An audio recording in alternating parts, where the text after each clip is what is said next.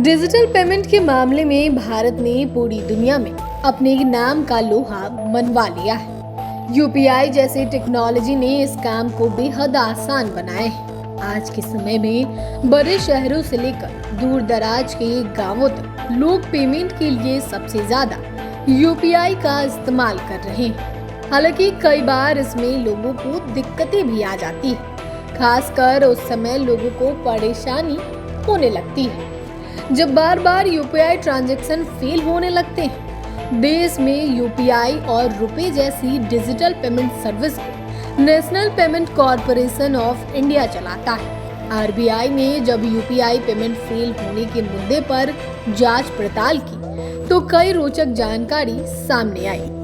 UPI payment fail होने को लेकर भारतीय रिजर्व बैंक का कहना है कि ऑनलाइन पेमेंट करने में लोगों को बैंकों के सिस्टम में खामी की वजह से दिक्कतें आती हैं। इसके लिए यूपीआई या एनपीसीआई जिम्मेदार नहीं है। यूपीआई और एनपीसीआई की तकनीक इस तरह से सक्षम है कि किसी भी हाल में पेमेंट फेल नहीं हो। यूपीआई पेमेंट फेल होने की बड़ी वजह बैंकों की कमजोर टेक्नोलॉजी है। इसी कारण रिजर्व बैंक सभी बैंकों को टेक्नोलॉजी पर काम करने के लिए कहते रहता है।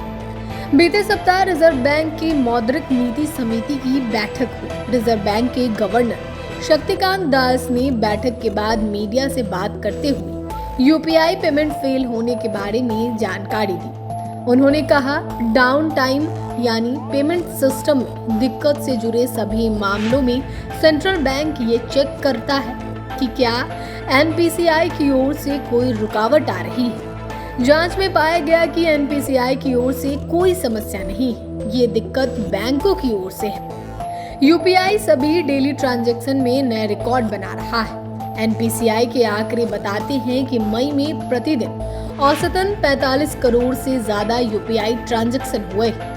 वहीं मई 2024 में विभिन्न बैंकों में डाउन टाइम के 31 मामले आए हैं, जिनकी वजह से पेमेंट गेटवे 47 घंटे से ज्यादा समय के लिए बंद रहे। यूपीआई के बढ़ते इस्तेमाल के साथ उसके ऊपर लोगों की निर्भरता बढ़ रही है और ऐसे में डाउन टाइम से बड़े स्तर पर दिक्कतें आ जाती हैं। यूपीआई फिर भी काफी सुरक्षित पेमेंट मोड है। इसमें अगर आपका ट्रांजैक्शन फेल हो जाता है और आपके अकाउंट से पैसे कट जाते हैं तो ज्यादातर मामलों में पैसे खुद ही रिफंड के रूप में वापस आ जाते हैं।